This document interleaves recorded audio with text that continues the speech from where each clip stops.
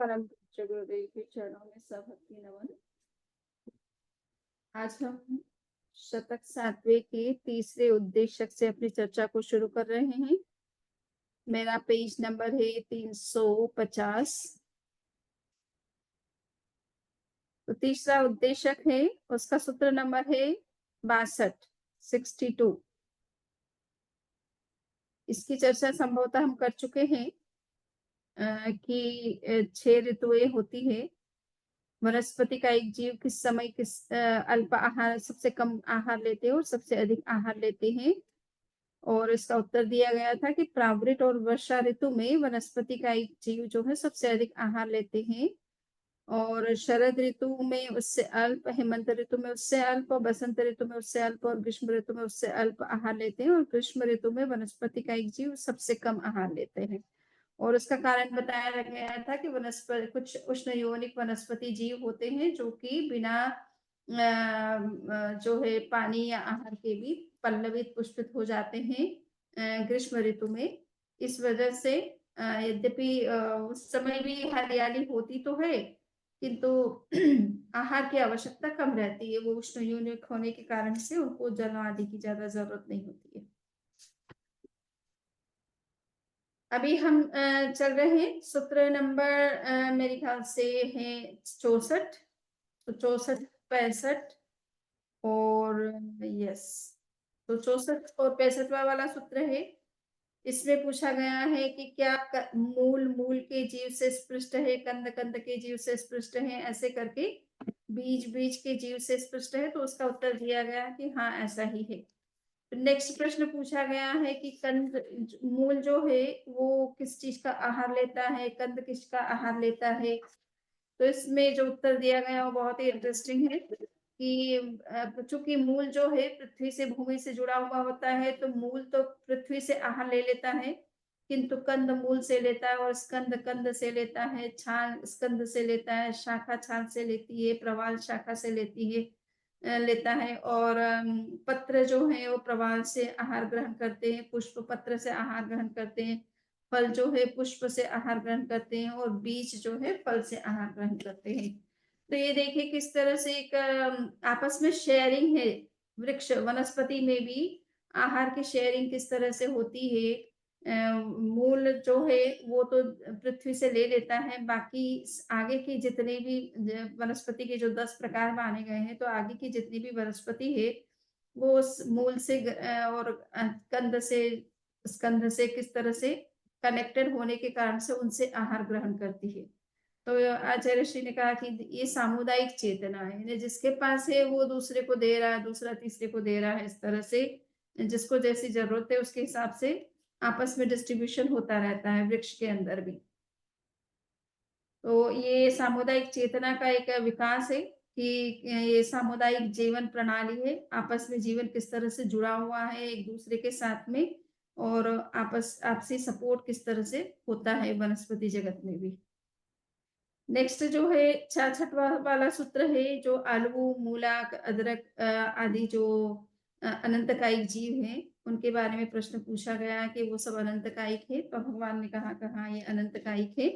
तो आप यहाँ देखिए कि बहुत ही अच्छा टिप्पण आचार्य दिया है, और उसमें कहा है कि आलू जो है यहाँ आगम में जो आलू लिखा गया है उसका लू की मात्रा आप देखेंगे तो छोटी मात्रा है, और वर्तमान में जो आलू प्रचलित है उसकी मात्रा बड़ी है, आलू।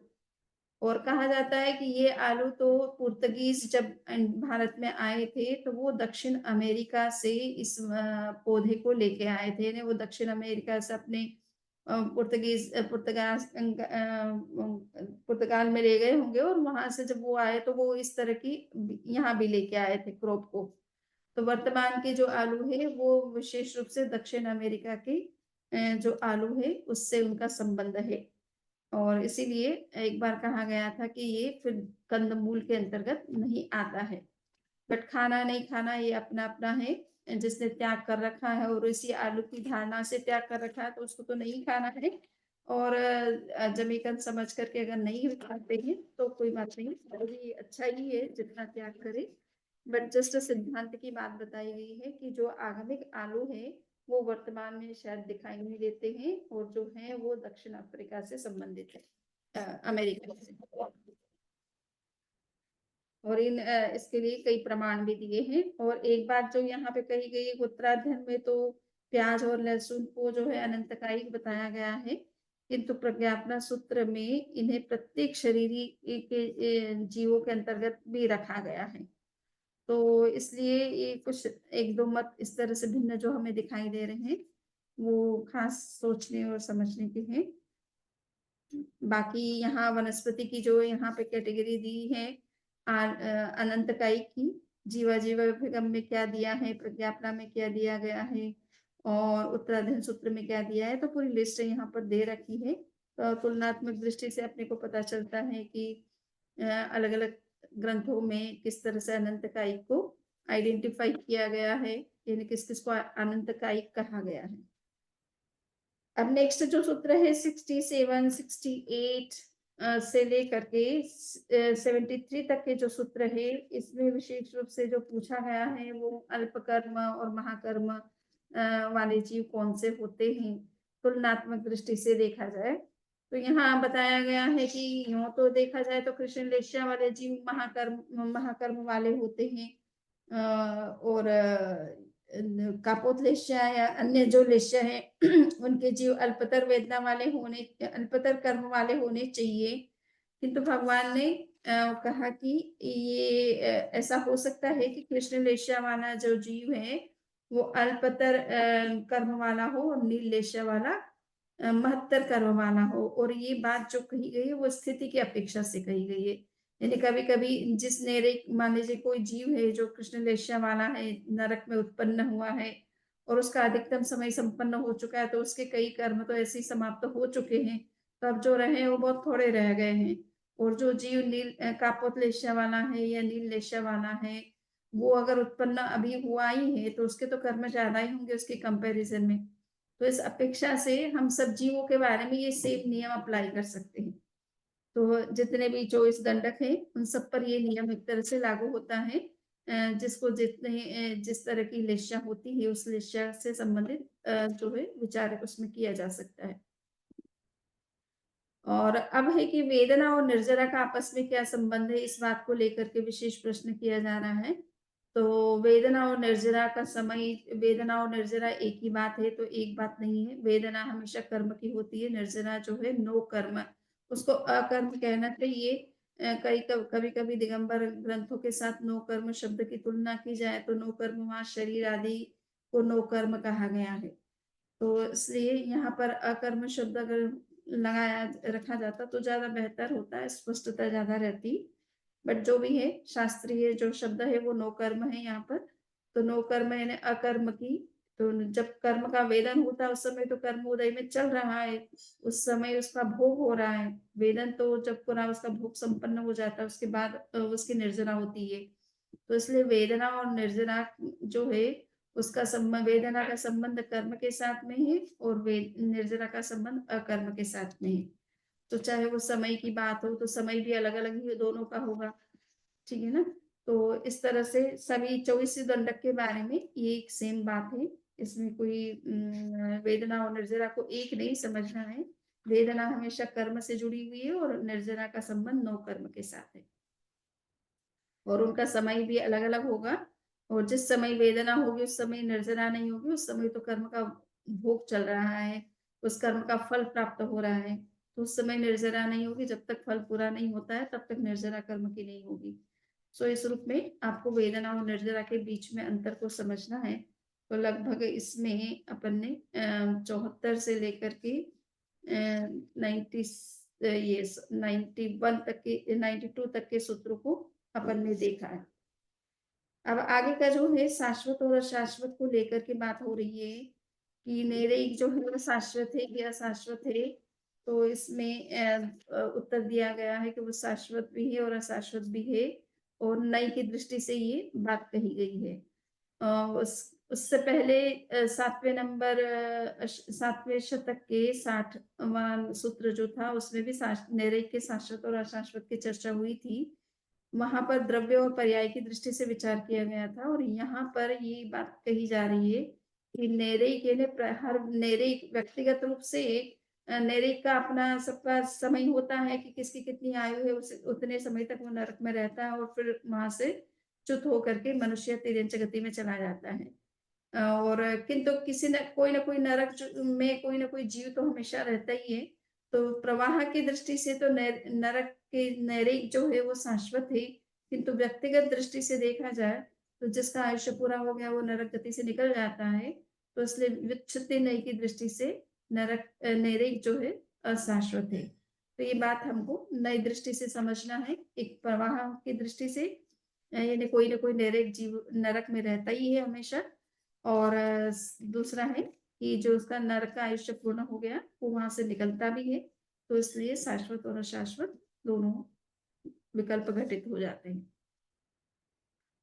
नेक्स्ट जो है 97 वाला सूत्र है, चौथा उद्देश्य कब शुरू हो रहा है। तो इसमें पूछा गया कि संसार समापन्नक जीव यानी संसार में पाए जाने वाले जीव कितने प्रकार के हैं। तो वो 6 प्रकार के हैं, पृथ्वी का एक तेजस का वायु का वनस्पति का और त्रस्त का। और इसके बारे में जो भी इसी तरह से एक जीव जो है एक समय में एक क्रिया करता है या अनेक क्रिया करता है। तो उत्तर भी यही है कि एक समय में वो एक ही प्रकार की क्रिया कर सकता है, 2 प्रकार की क्रिया नहीं करता है। तो ये बातें जो है पहले भी स्पष्ट की जा चुकी है और अभी यहाँ पर संक्षेप में ये बात यहाँ संपन्न होती है। नेक्स्ट जो है 5वां उद्देश्य है, 5वें उद्देश्य का 99 वाला सूत्र है। इस सूत्र में विशेष रूप से ये पूछा गया है कि जो खेचर पंचेंद्रिय तिर्यंच योनिक होते हैं, यानी पक्षी स्पेशली जो आकाश में उड़ते हैं, तो उनकी योनि संग्रह कितने प्रकार के हैं। तो कहा गया कि वो 3 प्रकार के हैं, अंडज, पोतज और समुच्चय। तो ये तीनों तरह के जीव होते हैं, अंडज और पोतज और समुच्चय। और बाकी तो सारी विवेचन जो है जीवा जीवाभिगम से अगर समझना है तो समझ सकते हैं। बाकी मोटी मोटी बात इधर में यही है। और विमान के संदर्भ में लास्ट में बात आ रही है कि अनुत्तर विमान के जो विमान होते हैं वो बड़े विशाल होते हैं। तो उनकी विशालता का प्रतिपादन भी जो है वो यहाँ पर तो नहीं किया गया है, बट जीवा जीवाभिगम में कहीं आया होगा।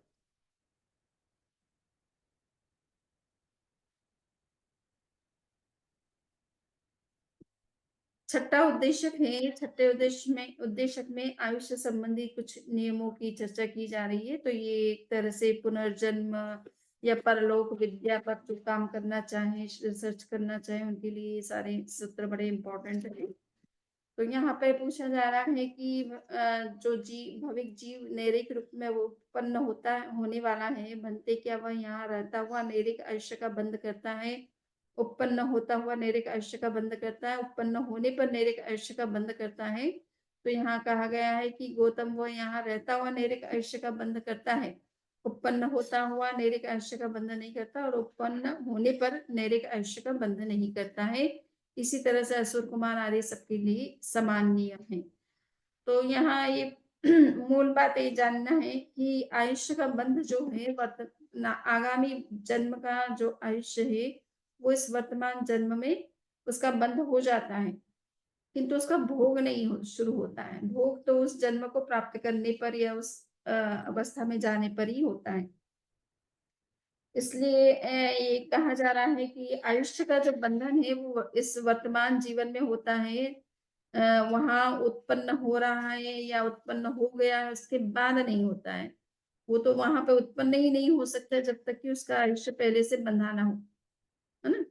तो इसलिए यहाँ पर ये समझना है कि आयुष्य का बंध हमेशा नेक्स्ट आयुष्य का बंध इसी वर्तमान जीवन में होता है, वहां जाने पर नहीं होता है।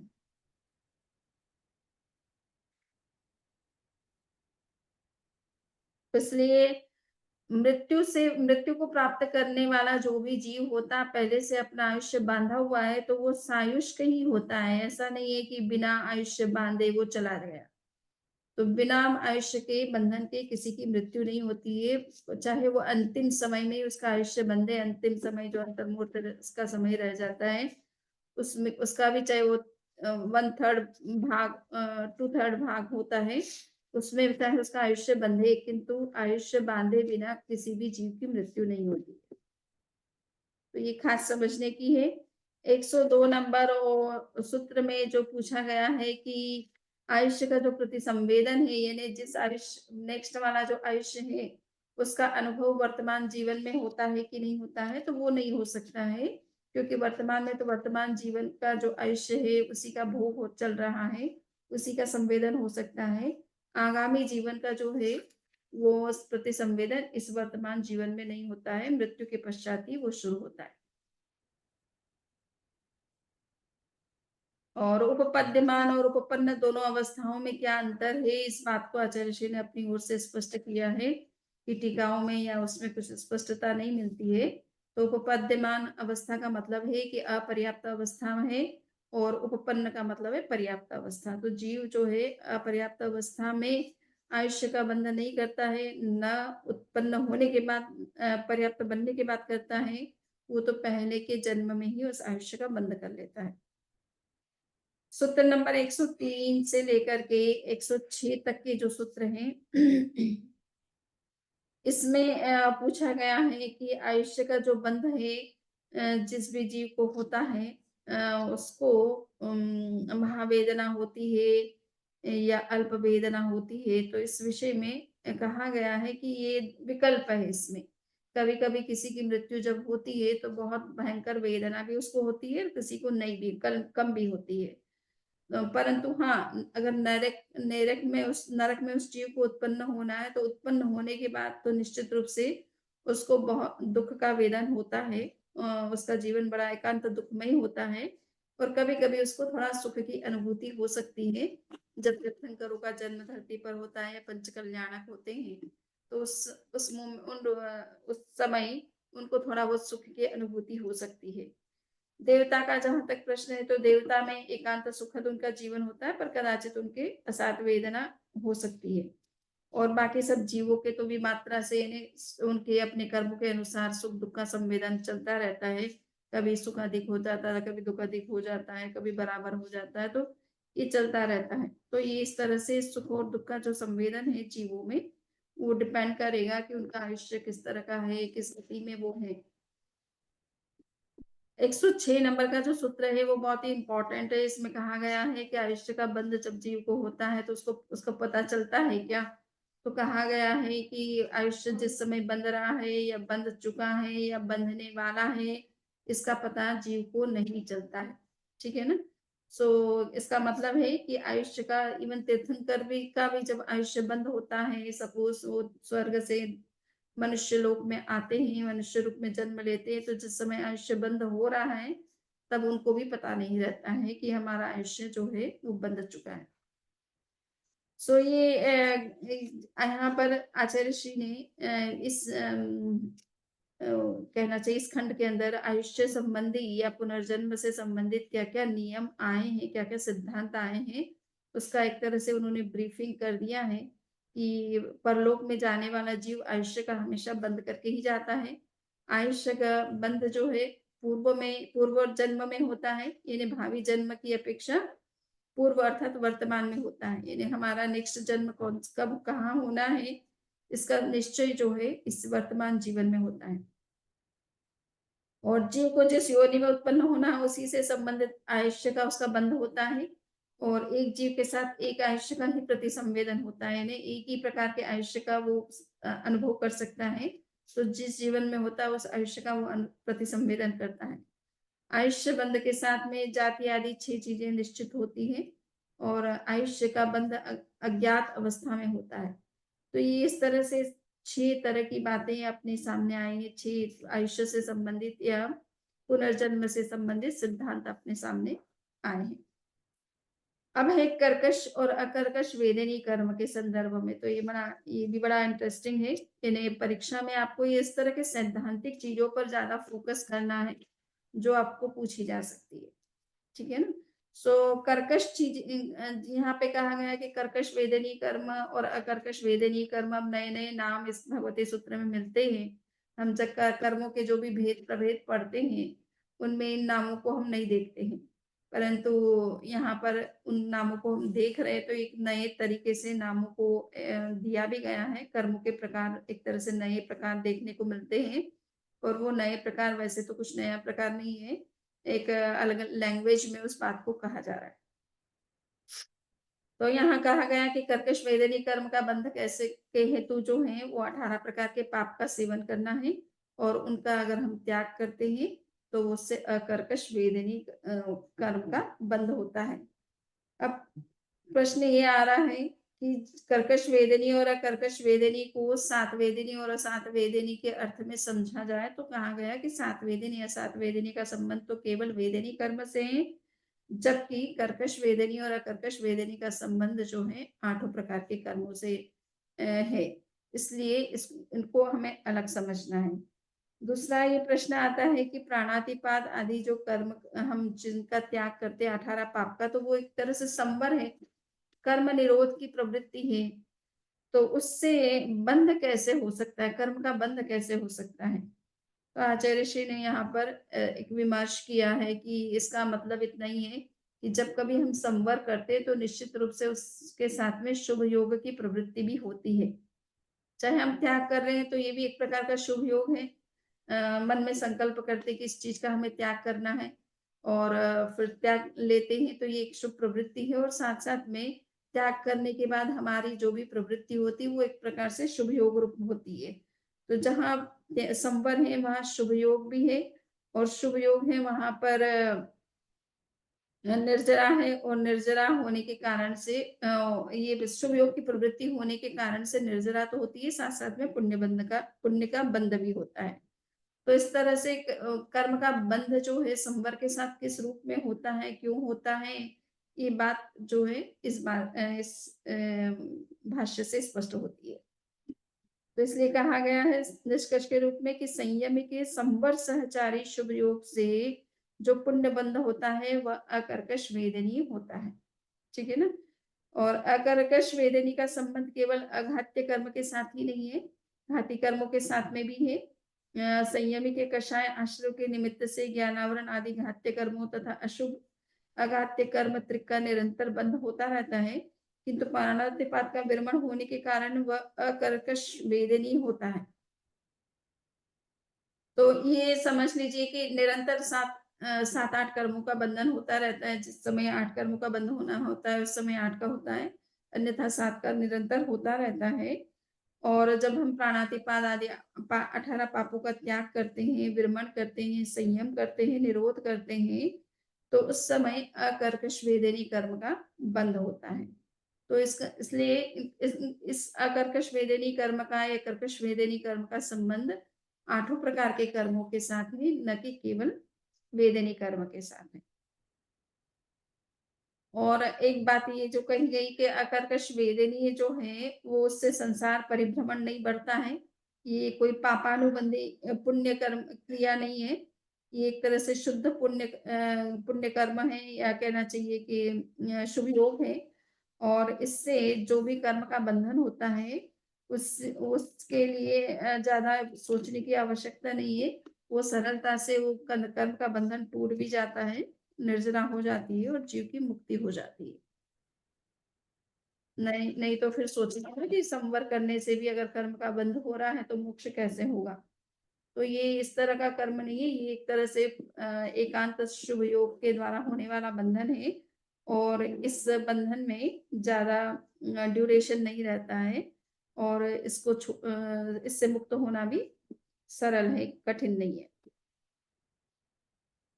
अब प्रश्न आ रहा है कि सात वेदिनी और असात वेदिनी कर्म का बंध किस तरह से होता है, किन कारणों से होता है। तो कहा गया कि जीवों के सात वेदिनी कर्म बंध का कारण जो बनता है वो प्राणों के प्रति अनुकंपा, भूतों के प्रति अनुकंपा, जीवों के प्रति अनुकंपा और सत्वों के प्रति अनुकंपा। तो ये प्राण, भूत, जीव और सत्य जो 4 तरह की कैटेगरी जीवों की मानी गई है, उनके प्रति हमारा जो अनुकंपा का भाव होता है, यानी उनको किसी तरह का कष्ट नहीं पहुंचाना, उनको शोकाकुल नहीं करना, उनको उनके शरीर को किसी तरह से जो है जीर्ण शीर्ण नहीं करना, यानी उसको चोट नहीं पहुंचाना, उनको रुलाना नहीं, उनको पीटना नहीं, उनको किसी तरह का परिताप नहीं देना। ये इस तरह का जो हमारी अनुकंपा होती है उससे सात वेदनी कर्म का बंध होता है और इससे विपरीत व्यवहार करने से असात वेदनी कर्म का बंध होता है। तो यहाँ पर जो एक बात ख़ास आई है, वो ये है कि अनुकंपा के यूँ 2 रूप बनते हैं, सावध्य अनुकंपा और निर्वध्य अनुकंपा। और यहाँ पर जो बताया गया है वो विधेयात्मक और निषेधात्मक। तो अभी हम जो यहाँ पर अनुकंपा की जो बात कर रहे हैं शास्त्रीय दृष्टि से, या इस सूत्र में 114 नंबर के सूत्र में, तो वो कहा जाए, उसकी जो व्याख्या की जा रही है वो इस रूप में है कि किसी को कष्ट नहीं देना वगैरह वगैरह। तो आप देखिए मूल पाठ में ये है कि ऐसा नहीं करना, वैसा नहीं करना, निषेधात्मक रूप में अनुकंपा का विवेचन किया गया है। जो विधेयात्मक होती है उसमें हम किसी को कुछ जो है सहायता करते हैं। कोई भूखा है तो उसको कोई भोजन देता है, प्यासा है तो पानी देता है, किसी को जॉब देता है, किसी की और कोई नीड है तो उसकी पूर्ति करता है। तो ये एक विधायत्मक अनुकंपा का रूप होता है। किंतु शास्त्र में उसको ये माना गया है कि विधेयात्मक रूप में हिंसा की भी कुछ संभावनाएं होती है। कभी-कभी असंयम का पोषण होता है, इसलिए उसको शास्त्रीय दृष्टि से सातवेदनी कर्म बंध का हेतु नहीं माना गया है। वो एक तरह से लौकिक उपकार हो सकता है, सामाजिक कल्याण के काम हो सकते हैं, दूसरों की सहायता करना भी मानवता हो सकती है, किंतु उसको शास्त्रीय दृष्टि से सातवेदनी कर्म बंध का हेतु नहीं माना गया है, क्योंकि उसमें हिंसा की और असंयम के पोषण की संभावना भी साथ में जुड़ी हुई है।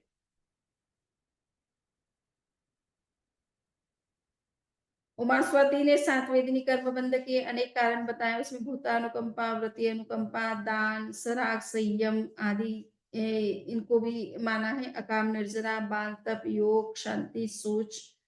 तो भगवती में 8 कर्मों के बंध के कारण बतलाए गए, उनमें भी केवल अनुकंपा का ही उल्लेख है सातवेदनी कर्म बंध के हेतु के रूप में। ये अन्य जो कारण बताए गए हैं उमास्वाति ने तत्वार्थ सूत्र में, उन्होंने ये किस आधार पर बताए हैं इसका पता नहीं है अभी।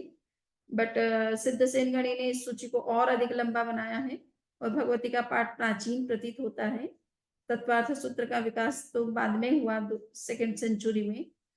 अकलंक ने अनुकंपा की व्याख्या इस प्रकार की है कि जिसका चित्त अनुग्रह से भीगा हुआ है तथा पर पीड़ा को अपनी पीड़ा की भांति अनुभव करने के कारण जो अनुकंपन होता है, उसका नाम अनुकंपा है। तो ये है कि जिसका चित्त अनुग्रह से भीगा हुआ है, यानी दूसरों के प्रति जिसके मन में करुणा है, सहायता करने का भाव रहता है, दूसरे के दुख को अपना को समझता है और उसको पर पीड़ा को अपनी पीड़ा की भांति जो अनुभव करता है, तो इस तरह का जो भाव बनता है उसी का नाम है अनुकंपा। उमास्वाति ने असातवेदिनी कर्म बंध के 6 हेतु बतलाए हैं, वे भगवती में निर्दिष्ट हेतुओं के समान ही हैं। तो ये यहाँ असातवेदिनी के बंध के हेतु तो समान दिख रहे हैं, किंतु सातवेदनीय बंध के हेतु जो है तत्वार्थ सूत्र में कुछ एक्स्ट्रा भी दिए गए हैं, तो वो भी थोड़ा आपकी नॉलेज में रहना चाहिए। अब है दुष्यंत दुष्मा आरा के बारे में बताया जा रहा है कि दुष्यंत दुष्मा आरा में क्या क्या कुछ होना है, तो आपने इसको पढ़ा होगा अच्छी तरह से। तो सूत्र नंबर है 117 से लेकर के 119 और 120, 21, 22, 23 यहाँ तक के जो सूत्र हैं। तो इसमें बताया गया है कि जम्बूद्वीप प्रज्ञप्ति में यद्यपि कालचक्र का विस्तृत वर्णन किया गया है, प्रस्तुत आगम में ये वर्णन वहीं से उद्धृत प्रतीत होता है। आगम वासना से के किसी चरण में इस आलापक का प्रक्षेप हुआ, यह स्वीकार करने में कोई बाधक कारण नहीं है। भगवती की संवादात्मक तथा सूत्रात्मक रचना शैली के साथ इस विवरणात्मक शैली का संगतिपूर्ण संबंध भी नहीं है। तो ये आप देख रहे हैं कि जम्बूद्वीप प्रज्ञप्ति में चूंकि विस्तार से 6 आरों के बारे में और उस समय किस तरह का परिवर्तन सृष्टि में होता है, मानव मनुष्य के में होता है, ये सारा वहां पर दे रखा है। तो जो विस्तृत विवेचन है वो एक्चुअल में देखा जाए तो भगवती सूत्र से संबंध ज्यादा नहीं रखता है, क्योंकि भगवती सूत्र में क्वेश्चन आंसर की शैली में ज्यादातर विषयों की चर्चा की गई है। तो विवेचनात्मक कोई भी विषय होता है वो किसी अन्य आगम में दे रखा है, उसी को उपयोगिता समझ करके या आवश्यकता समझ करके या कोई प्रासंगिकता को ध्यान में रख करके इस भगवती में उसी को जो है उद्धृत कर दिया गया है। तो लिया कहीं और से गया है, मूलतः कोई ये भगवती का अपना विषय नहीं है। दूषण दुष्मा काल में होने वाली पर्यावरणीय परिस्थिति का जो विवेचन किया गया है, वो आप ये देख सकते हैं कि कारी जो है वायु चलेगी, दिशाएं जो है बिल्कुल धूल दूषित हो जाएगी, चंद्रमा बहुत ठंडा हो जाएगा, सूर्य बहुत तपेगा, वर्षा वैसी होगी जिसका पानी व्याधि पैदा करने वाला होगा, पीने योग्य नहीं होगा। और वर्षा तूफानी हवा के साथ इतनी तेज बरसेगी जिससे ग्राम, नगर, पशु, पक्षी तथा वनस्पति जगत विध्वंस हो जाएगा। बेतरजगिरी को छोड़ से सारे पर्वत डूंगर नष्ट हो जाएंगे। गंगा सिंधु को छोड़ करके शेष नदियां समतल बन जाएंगी। भूमि अंगारे की भांति तप्त धूलि बहुल हो जाएगी एवं निवास योग्य नहीं रहेगी। मनुष्य सौंदर्य, सदाचार और शक्ति से हीन हो जाएगा। मनुष्य के शरीर की ऊंचाई एक रत्नी प्रमाण रह जाएगी और कषाय जो है वो प्रबल हो जाएगा। भोजन पोषणहीन होगा और रोग बढ़ जाएंगे। आयुष्य का कालमान 16 से 20 वर्ष जितना हो जाएगा। तो ये आप समझ लीजिए, ये छठे आरे की जो स्थिति किस रूप में बननी है इसके बारे में वर्णन किया गया है। थोड़ा थोड़ा शुरुआत तो अभी पंचम आरे में हो चुकी है। क्लाइमेट चेंज की जो प्रॉब्लम्स आ रही है, आप देख रहे हैं किस तरह से राजनीतिक उथल पुथल हो रही है और उसके कारण से किस तरह की हिंसा फैल रही है। तो ये सब चीजें आप थोड़ा बहुत यहाँ पे किस तरह से आवेश प्रबल हो रहे हैं मनुष्यों के, ये पंचम आरे में इसकी शुरुआत आपको दिखाई दे रही। इन बिलों की संख्या 72 बताई गई है। तो ये जो मनुष्य जो है इतनी गर्मी में जब छठे आरे में जब इतने ज्यादा सूर्य तेज तपेगा तो धरती पर रहना संभव नहीं होगा, तो बिलों के अंदर रहेंगे। तो बिल 72 बताए गए हैं। दिगंबर शास्त्रों में भी इसी तरह से 72 बिलों की चर्चा आती है।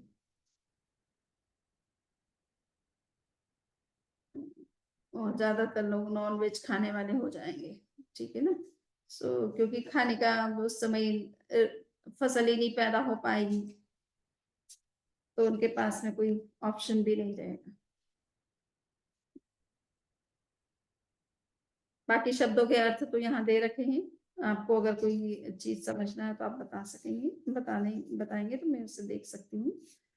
एंड प्रस्तुत सूत्र में मांसाहार और कुनिमाहार दोनों का प्रयोग हुआ है। कुनिम का अर्थ होता है शव, मांसाहार के साथ शव मृत शरीर खाने का भी उल्लेख है। इससे ज्ञात होता है कि मांसाहार और शव का आहार दोनों एक कोटि के नहीं है।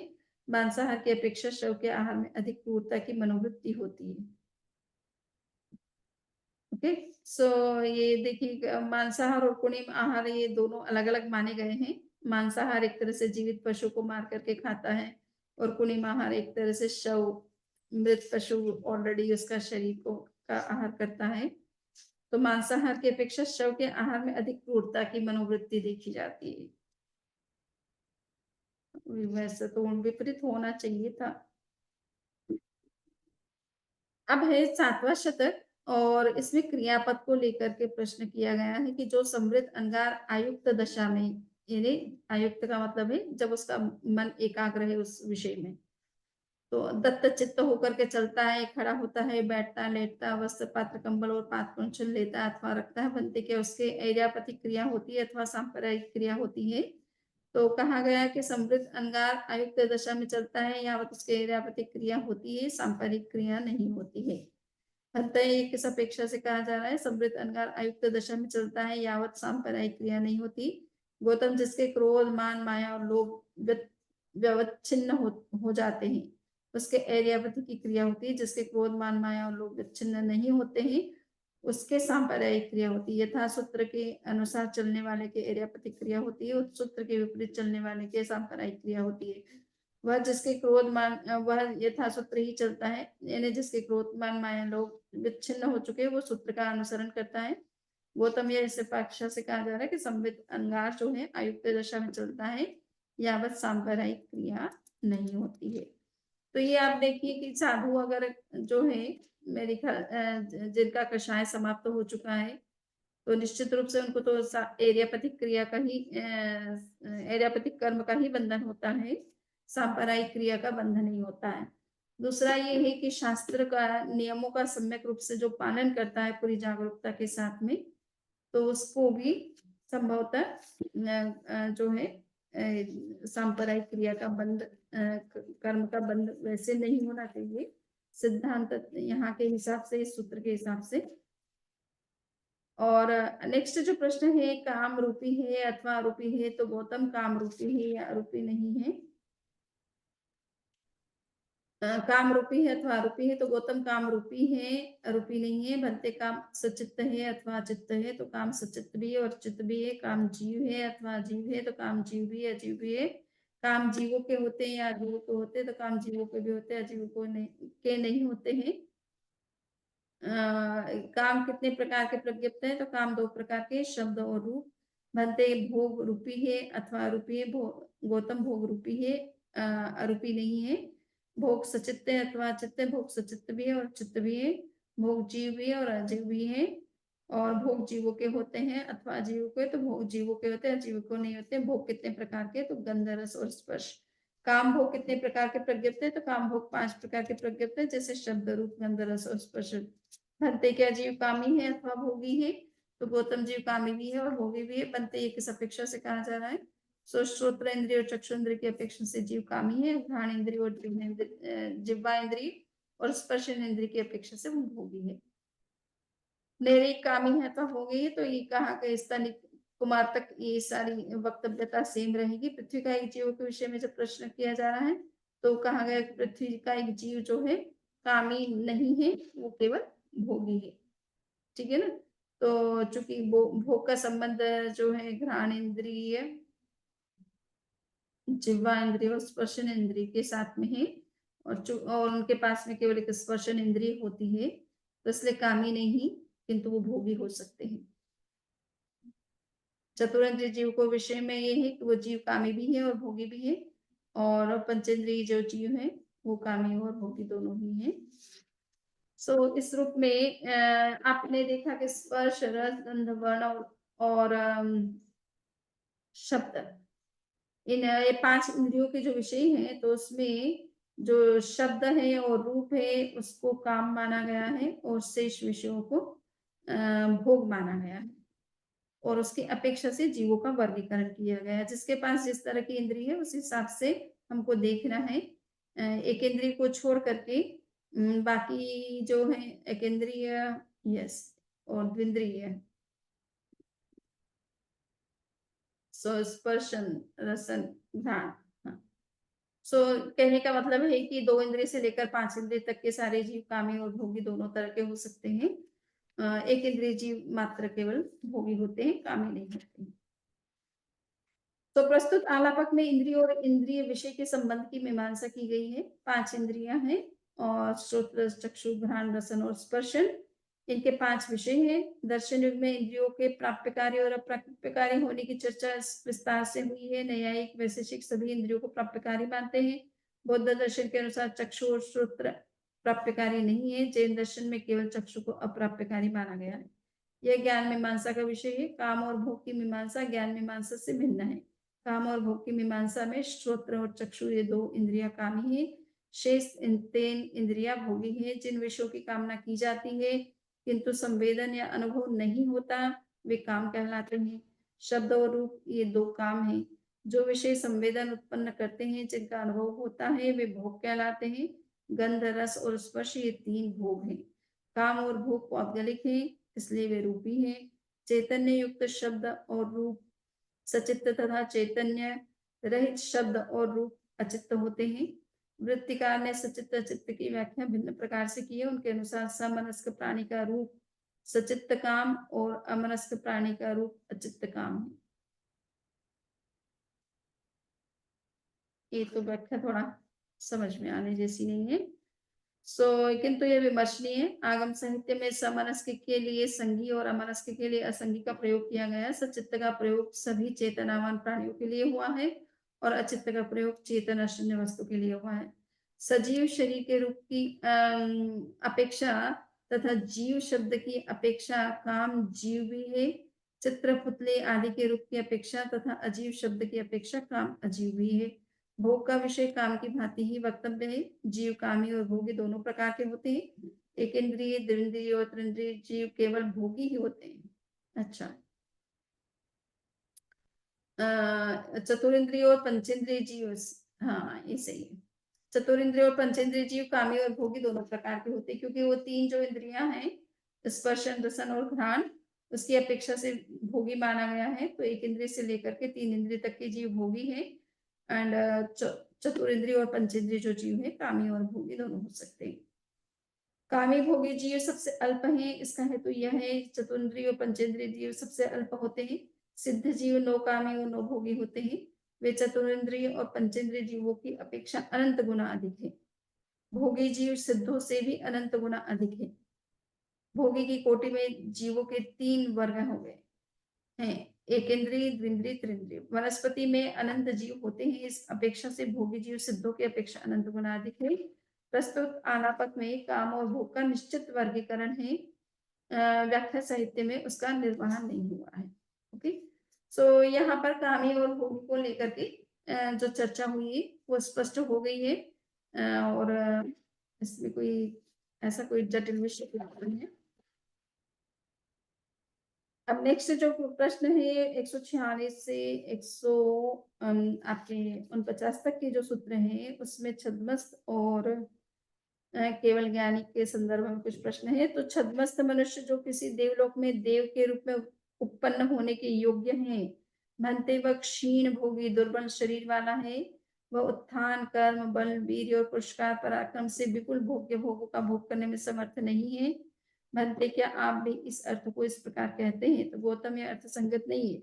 वह उत्थान कर्म बल वीर्य और पुरस्कार पराक्रम से विपुल भोग्य भोगों को भोगने में समर्थ है, इसलिए वह भोगी है। वह भोगों का परित्याग करता हुआ महान निर्जरा और महापर्यावसान को प्राप्त होता है।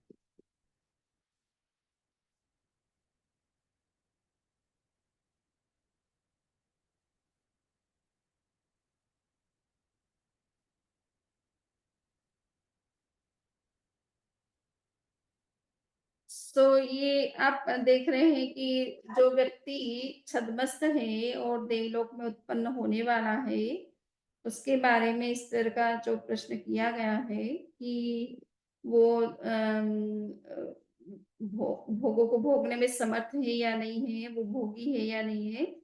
तो इसमें भगवान ने कहा है कि वो अगर इन सब चीजों का त्याग करता है तो वो महानिर्जरा और महापर्यावसान का हेतु बनता है, किंतु देव रूप में उत्पन्न होकर के वो भोग करने में तो समर्थ होता है ना।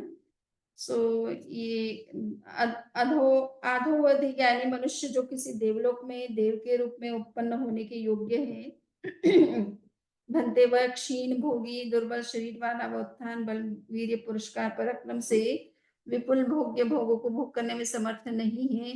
भंते क्या आप भी इस अर्थ का समर्थन करते हैं? तो भगवान ने कहा कि अर्थ संगत नहीं है। वो भोग करने में समर्थ होता है, इसलिए वह भोगी है। वह भोगों का परित्याग करता हुआ महानिर्जरा और महापर्यावसान को प्राप्त होता है। तो ये मनुष्य है, वर्तमान में वो मनुष्य के रूप में है, और वो जो त्याग करता है और फिर देवलोक में भले उत्पन्न होता है, तो जब देवलोक में उत्पन्न होता है तब वो भोगी बन जाता है, किंतु वर्तमान में अगर वो उन चीजों का त्याग करता है, भोगों का त्याग करता है, तो वो महानिर्जरा और महापर्यावसान का भागी बनता है। इसी तरह से परम अवधि ज्ञानी की बात है, और इसी तरह से केवल ज्ञानी जो उसी भव में सिद्ध होने यावत सब दुखों का अंत करने के योग्य है, वह क्षीण भोगी दुर्बल शरीर वाला व उत्थान बल है।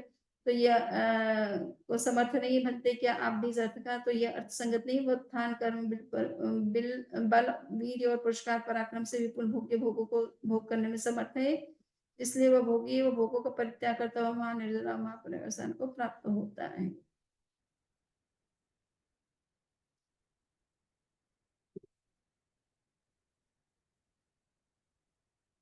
तो यहाँ केवल ज्ञानी के संदर्भ में जो प्रश्न किया गया है, यद्यपि वो तो कोई देवलोक में उत्पन्न नहीं होंगे, किंतु मनुष्य में के रूप में रहते हुए भी केवल ज्ञान भले प्राप्त हो गया है, किंतु अगर वो कोई पुरुषार्थ करते हैं और आहार आदि ग्रहण करते हैं तो वो ऐसा कर सकते हैं। ये दिगंबर मत जिस तरह से मानता है कि केवल ही भोजन नहीं करते हैं, तो उस मत का एक तरह से निराकरण भी इससे हो जाता है।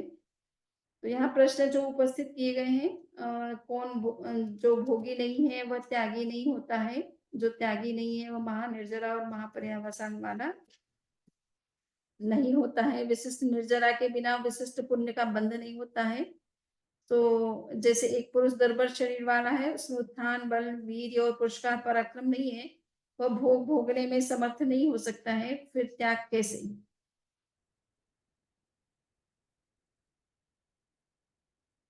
इस प्रश्न का समाधान उत्थान कर्म आदि के मात्रा भेद और उनके प्रवर्तक अध्यवसाय भेद के आधार पर किया गया। दुर्बल शरीर वाला व्यक्ति विषय का भोग करने में अधिक उत्थान कर्म आदि का प्रयोग नहीं कर सकता है, किंतु अल्प उत्थान कर्म आदि का प्रयोग कर सकता है, इसलिए वह विषय का भोग करने में सर्वथा असमर्थ नहीं है।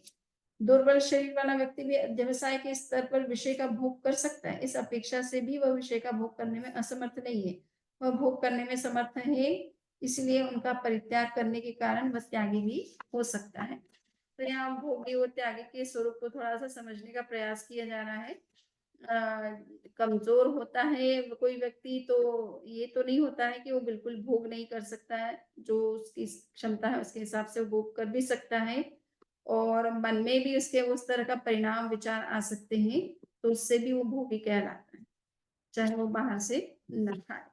त्यागी दिखने में त्यागी है, किंतु मन में अगर कोई विचार आ गया तो उससे भी वो भोगी उस अंश में सिद्ध होता है। एकेंद्रिय जीव भी प्रशस्त अध्यवसाय से मनुष्य के आयुष्य का बंध करते हैं,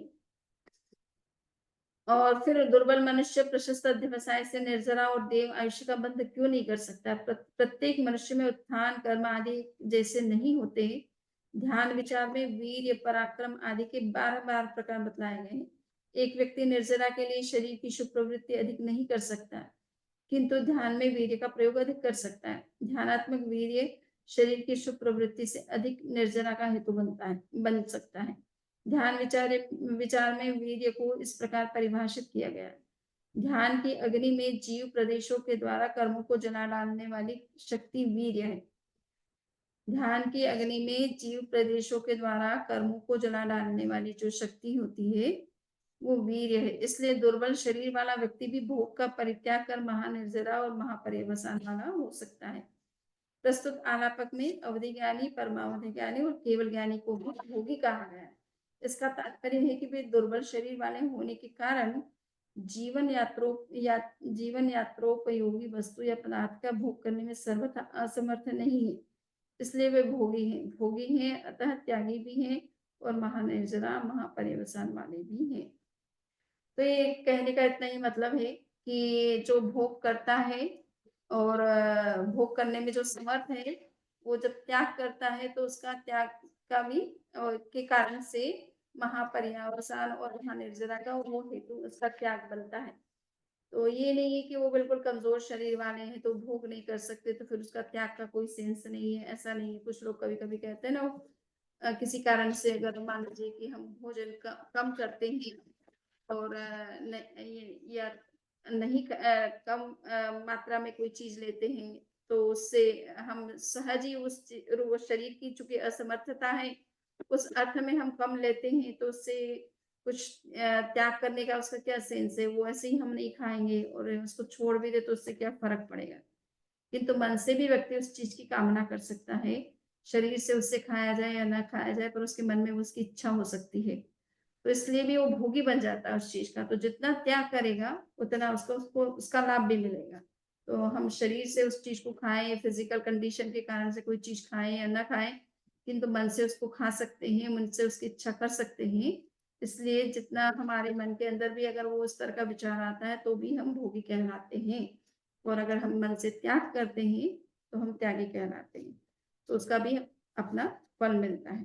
तो ये थोड़ा बताने की कोशिश की है कि शरीर कितना ही निर्बल हो, चाहे वो अभिज्ञानी वाले हो चाहे केवल ज्ञानी हो, परंतु थोड़ा बहुत तो भूख शरीर से करने में वो भी समर्थ होते हैं। तो वो जितना उसका त्याग करते जाते हैं उतना उसका फल उनको मिलता रहता है, त्याग का भी फल होता रहता है। तो इसी के साथ में आज का ये चर्चा है वो अपन संपन्न करते हैं। अगर आपके कोई प्रश्न है तो आप कर सकते हैं। थोड़ा पार्ट मेरे ख्याल से रह गया है, उसको हम कल पूरा कर देंगे।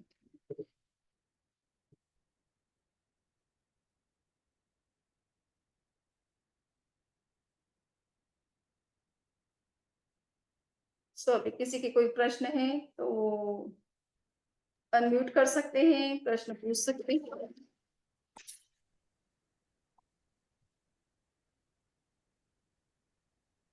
वंदना मी, हम्म एक प्रश्न है, अभी से रिलेटेड नहीं है, 5वें शतक से रिलेटेड है। क्वेश्चन का आंसर है हम्म जैसे जीव का विरह काल दिया हुआ है, हम्म तो जितना विरह काल है उतना ही समीकरण काल है, यस। और उन दोनों का योग अवस्थिति काल है। हम्म तो एक सारणी दी हुई है, जैसे उसमें ना जीवों का केवल जैसे विरह काल दिया हुआ है, उसमें सिद्ध का भी नाम है। जैसे तो सिद्ध का विरह काल दिया है 6 मास, पर सिद्ध का यस, समीकरण काल तो कुछ नहीं होगा। देखिए जब विरह काल होता है तो जितने सिद्ध वहां पर है उतने तो समीकरण काल तो रहता ही है ना, फिर बढ़ता नहीं है ना, कोई नया तो कुछ सिद्ध होता नहीं है, नई संख्या ऐड नहीं होती है, वहां से निकलने वाला तो कोई है ही नहीं। पहली बात समझ में आया ना। सो जो विरह काल है वो समीकरण काल तो निश्चित रूप से है ही है, क्योंकि उस विरह काल में ना कोई नया पैदा हो रहा है ना कोई वहां से च्युत हो रहा है। सिद्धों में तो च्युत होने की ऐसे भी संभावना नहीं है। तो जो संख्या जैसी है वैसी ही उतनी बनी रहती है, इसलिए उसको समीकरण काल कहते हैं। तो फिर नया वहां कोई पे उत्पन्न, 6 मास का 6 मास लिखना है। हाँ 6 माह तक जो है समीकरण काल ही चलेगा, उसमें नई संख्या ऐड नहीं हो रही है। और अवस्थिति काल फिर उसका कितना लिखेंगे? अवस्थिति काल भी फिर जो है अवस्थिति काल का तो क्या डिपेंड करेगा कि ये किस समय जीव जो है, ये एक तो विरह काल होता है कि वो तो सुनिश्चित है कि वो एक समय का और अधिकतम जो है 6 मास का हो सकता है, ठीक है ना, सिद्धों के केस में। तो उतने समय वो तो अवस्थिति काल होता ही है, होता, ठीक है ना। एक समय का भी हो सकता है और 6 मास का भी हो सकता है, आप दोनों विकल्प मास उसमें बता सकते हैं।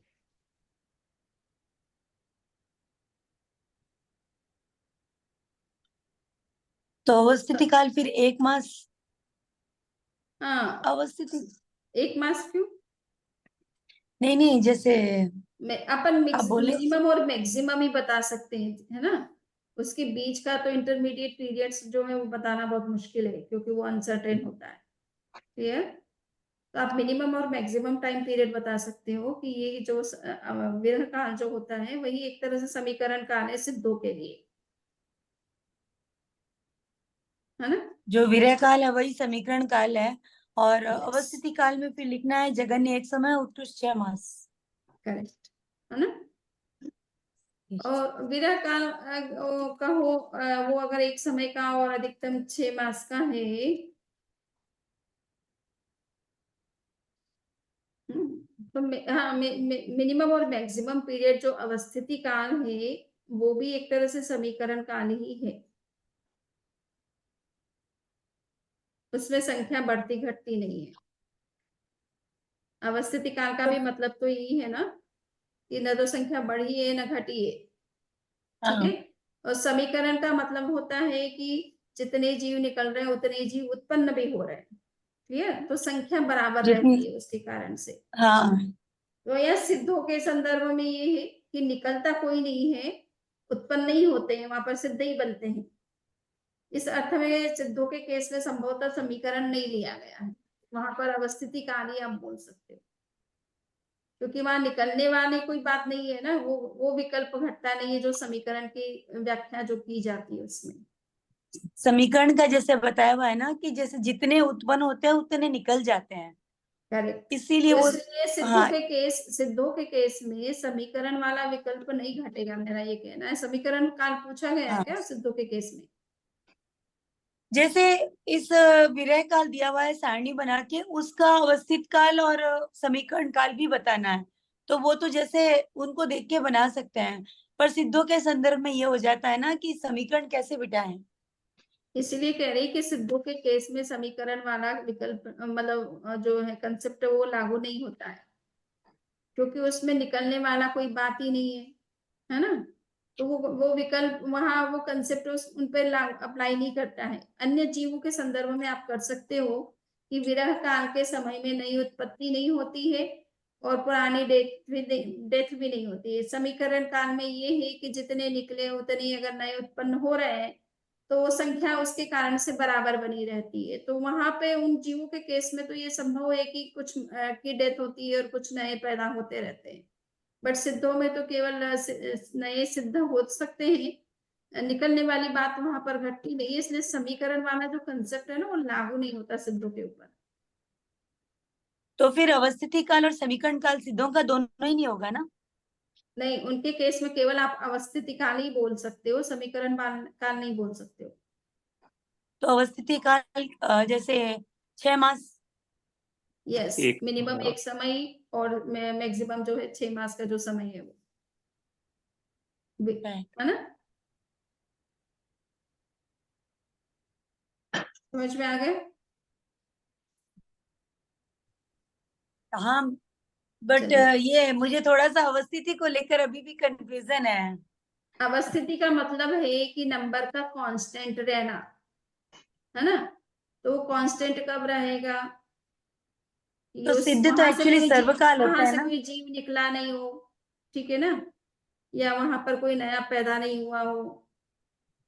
तो समीकरण काल का मतलब है कि कुछ जीव निकल रहे हैं और कुछ जीव नए पैदा भी हो रहे हैं, ठीक है। वो समीकरण का मीनिंग वहां पर वो है कि वो बराबर संख्या में हो रहा है वो काम। अब यहाँ तो क्या है कि केवल वो है, इंपोर्ट है, एक्सपोर्ट नहीं है कुछ भी, ठीक है ना। सिद्धों के केस में ये है कि निकलने वाला कोई नहीं है, एड होने वाला ही है सब कुछ।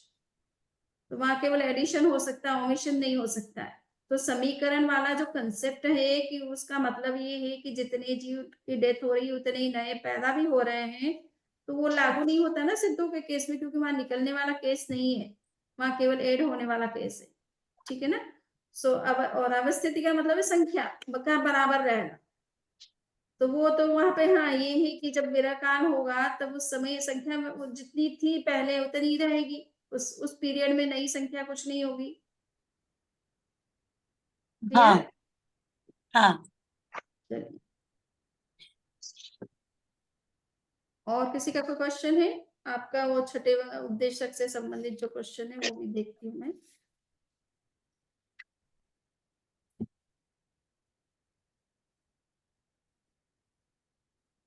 तो और किसी के कोई क्वेश्चन नहीं है? वरना भी एक एक और है, 1 मिनट, एक जिज्ञासा और है। हाँ बोलिए।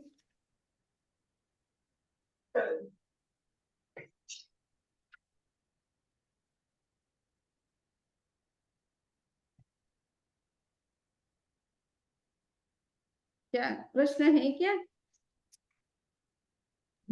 1 मिनट, वरना मैं निकाल रही हूँ क्वेश्चन।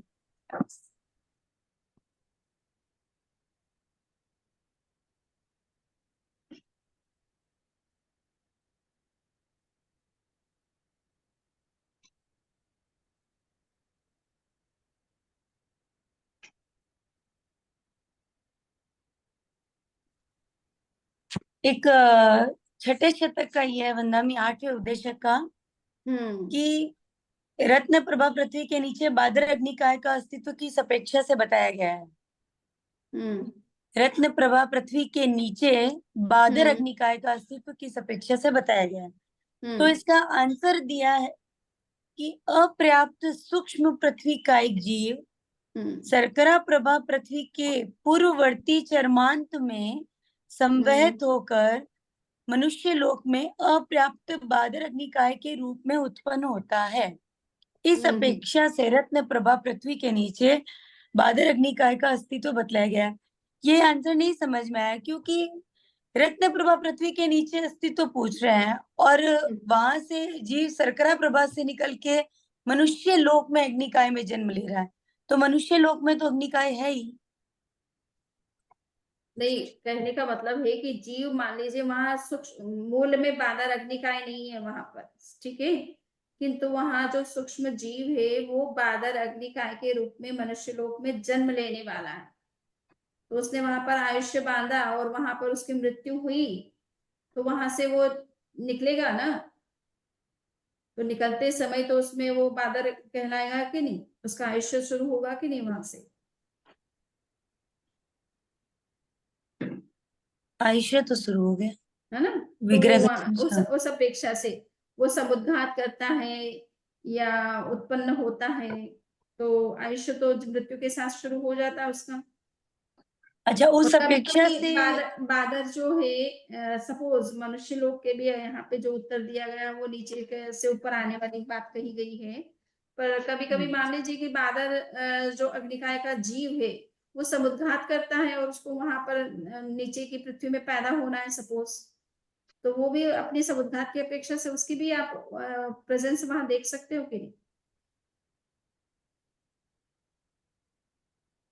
नहीं समझ आया, एक बार। नहीं समझ में आया। कोई समुद्घात करता है ना जीव, मान लीजिए कि यहाँ बादर अग्निकाय का जीव है, उसने उसकी मृत्यु होने वाली है और मृत्यु से पूर्व वो समुद्घात करता है, तो समुद्घात की अवस्था में उसका जन्म मान लीजिए सूक्ष्म अग्निकाय के रूप में उस पृथ्वी के नीचे होना है, तो वो वहां तक जाएगा कि नहीं, मारणांतिक समुद्घात करके जाएगा ना। जाए। तो समुद्घात की अपेक्षा से भी उसकी प्रेजेंस देखी जा सकती पर यहाँ भादर अग्निकाय की बात है ना। है। बादर की बात कर रही हूँ मैं। बादर अग्निकाय का जीव हाँ, जो मनुष्य लोक में है सपोज, है ना, या कोई बादर अग्निकाय का जीव यहाँ मनुष्य लोक में है या जहां भी मनुष्य लोक में जहां भी है, वहां से अगर वो नीचे की पृथ्वी में उत्पन्न हो रहा है सपोज, चाहे वो पृथ्वी काय के रूप में उत्पन्न हो रहा है, किसी भी रूप में उत्पन्न हो रहा है, तो उस जब वो समुद्घात की अवस्था में है तब तो उसका आयुष्य भी पूरा नहीं हुआ है ना। वो अभी इस मरणा समय बादर अग्निकाय का ही जीव कहलाएगा ना समुद्घात की दशा में। मरणांतिक समुद्घात करता है तो वहां तक जाएगा और वापिस आएगा। यस। तो मातांतिक समुद्घात के समय उसका आयुष्य तो वर्तमान का चल रहा है ना, बादर अग्निकाय का आयुष्य चल रहा है उसका। इस अपेक्षा से भी आप उसको प्रूव कर सकते हो। या नीचे का जो सूक्ष्म अग्निकाय का जीव है वो जब बादर अग्निकाय के रूप में मनुष्य लोक में जन्म लेने वाला है, तो वहां जैसे ही वो मृत्यु को प्राप्त करेगा तो वहां से निकलेगा, तो आयुष्य तो उसका बादर अग्निकाय का शुरू हो जाएगा ना। वही। तो दोनों दृष्टि से आप विचार कर सकते हो। प्रज्ञापना सूत्र में जहां समुद्घात की चर्चा आती तो ये केंद्रीय जीवों में समुद्घात बहुत होता है, क्योंकि इनका सबसे ज्यादा उपयोग होता है मनुष्य लोक में भी और कहीं भी, तो इस वजह से इनकी तो मृत्यु ज्यादा नंबर में होती रहती है और असमय में होती रहती है, तो समुद्घात भी बहुत होता है केंद्रीय जीवों में।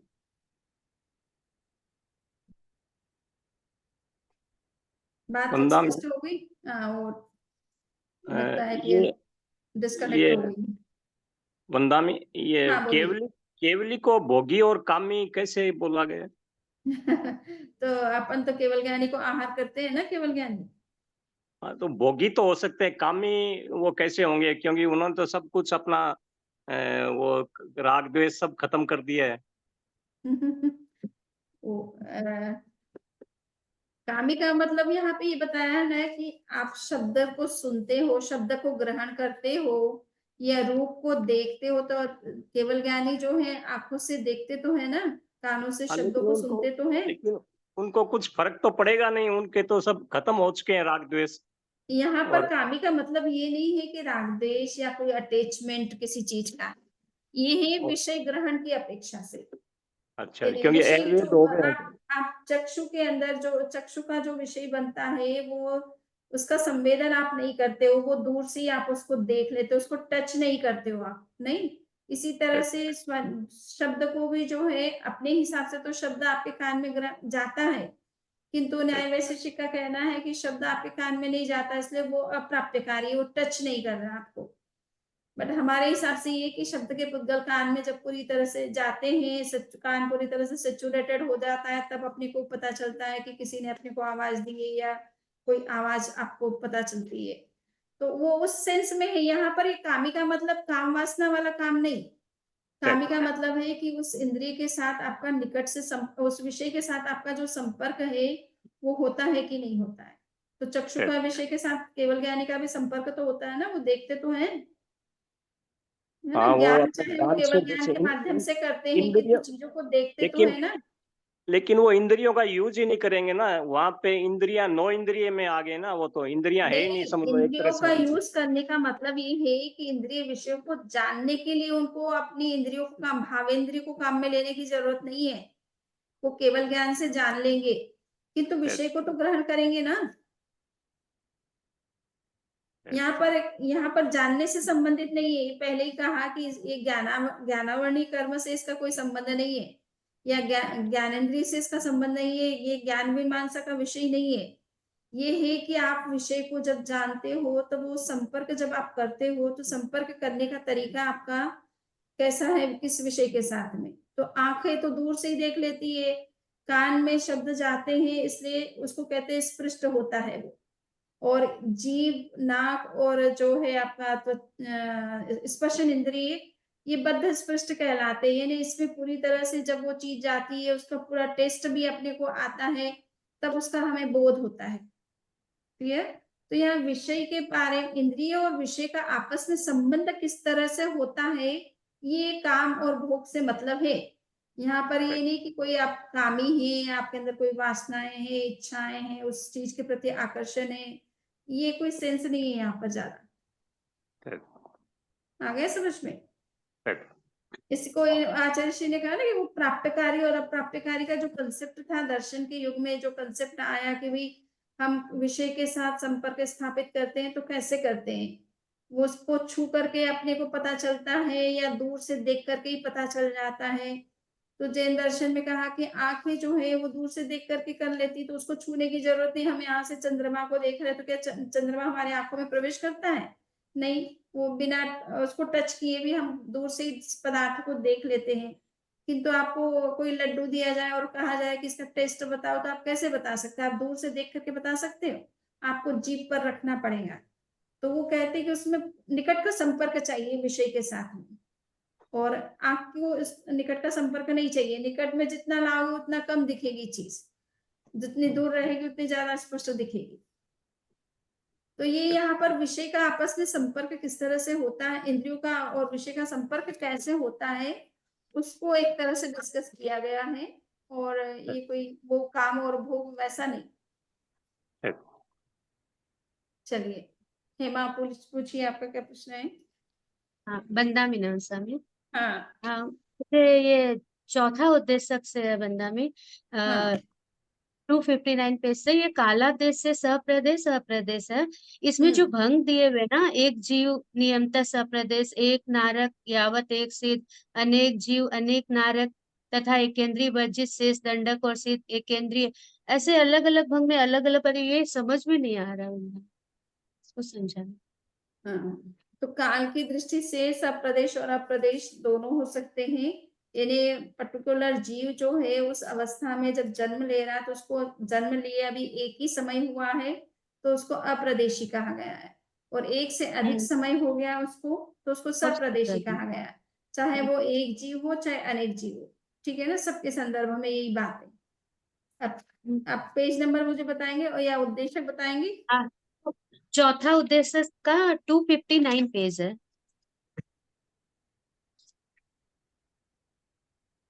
259।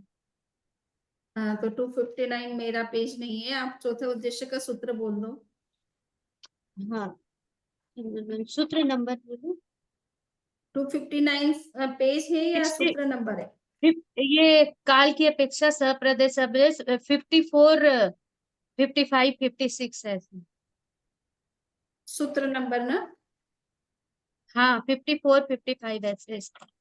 ओके। और उसका भंग बाद में दिया हुआ है 54 से 63।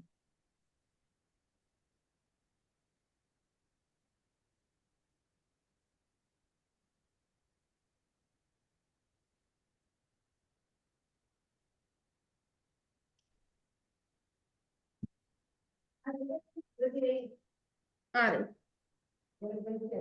ओके।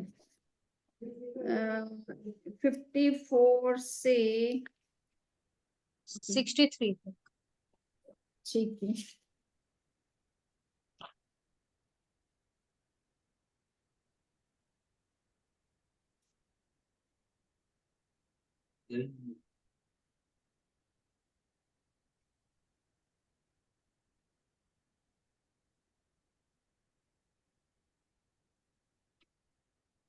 आप चौथा उद्देश्य बोल रहे हो ना? हाँ बंदामी, चौथा उद्देश्य में तो क्या है? ये एक्चुअली मैं देखती हूँ कौन सा। हाँ, ये इसमें गड़बड़ तो है। चौथा, आपका कौन सा ये पांचवा उद्देश्य? तीसरा। तीसरा है। ओके, तो मैं अगर ये उत्तर कल बता दूं तो अच्छा रहेगा, हाँ, तत् बंदामी, तत्। है ना? आज वो लोग आए हुए हैं थोड़ा सा, हाँ, तत् बंदामी, है ना? कृतज्ञ। तो जो भी हाँ, आपके प्रश्न है कल थोड़ा सा टाइम अपने पास रहेगा, क्योंकि इस शतक संपन्न होने वाला है। तो आपके जो भी हाँ, प्रश्न तत्, है कल आप कर सकते हो। कल लास्ट क्लास होगी, उसके बाद आपकी तत्, क्लास जो है वो संपन्न हो जाएगी। आप अपनी एग्जाम की तैयारी करें, तत्, ठीक है? कृतज्ञ उसमें। चलिए, मंगल पाठ। चत्तारि मंगलम अर्हंता मंगलम, सिद्धा मंगलम साहु मंगलम केवली पुण्यतो धम्मो मंगलम। चत्तारि लघुत्तमा अर्हंता लघुत्तमा, सिद्धा लघुत्तमा, साहु लघुत्तमा, केवली पुण्यतो धम्मो लघुत्तमो। चत्तारि शरणं प्रवज्जामि, अर्हन्ते शरणं प्रवज्जामि, सिद्धे शरणं प्रवज्जामि, साहु शरणं प्रवज्जामि, केवली पुण्यतं धम्मं शरणं प्रवज्जामि। अच्छा, दामिनी। चलिए, तो जिनके भी प्रश्न कृतज्ञ हैं वो कल आप जरूर देख के आइए, जो भी आपको पूछना है, और थोड़ा समय भी रहेगा तो अपन डिस्कस कर सकते हैं। वंदामि नमस्वामी श्रमणी जी। यस, हाँ शिल्पा, ठीक है।